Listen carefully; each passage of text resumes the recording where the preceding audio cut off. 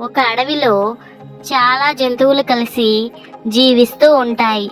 ఆ అడవిలో జంతువులన్నీ కలిసి ఓ సరస్సులో ఎంతో సంతోషంతో కోలాహలంగా ఆడుతూ ఉంటాయి. జంతువులన్నీ కలిసి ఎంతో సంతోషంతో ఆనందంతో కేరింతలు కొడుతూ గంతులు వేస్తూ అడవిలో ఉంటాయి. సంతోషంతో పాటు ఒక్కసారిగా అడవికి ఓ పెద్ద సమస్య ఎదురవుతుంది.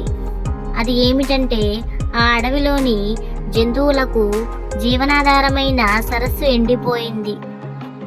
జంతువులకు జీవనాధారమైన సరస్సు ఎండిపోయింది. వర్షాలు సకాలంలో పడలేదు. జంతువులు నీరు లేక చనిపోవడం మొదలయ్యాయి. అప్పుడు జంతువులకు రాజు అయిన సింహాన్ని ఓ పాలపిట్ట ఇలా అడుగుతుంది. ఏమైంది సింహరాజా ఈ అడవికి?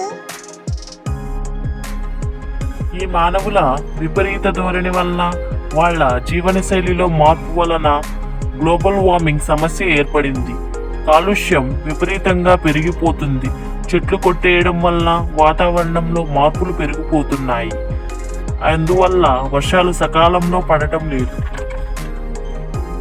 వర్షాలు పడక పోవడం వల్ల అడవిలో సరస్సు ఎండిపోయింది.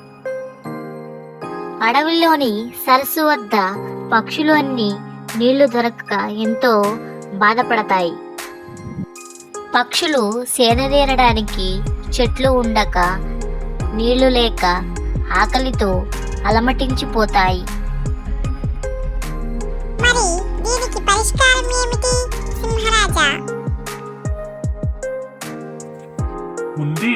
మానవులు చెట్లు కొట్టేయడం ఆపాలి. టీవీలు, రిఫ్రిజిరేటర్స్, ఫోన్ వాడకాన్ని తగ్గించాలి. అలా చేస్తే కొన్ని సంవత్సరాలకు ఈ సమస్య తగ్గిపోతుంది. దయచేసి గ్లోబల్ వార్మింగ్ తగ్గడానికి హెల్ప్ చేయండి. మమ్మల్ని కాపాడండి.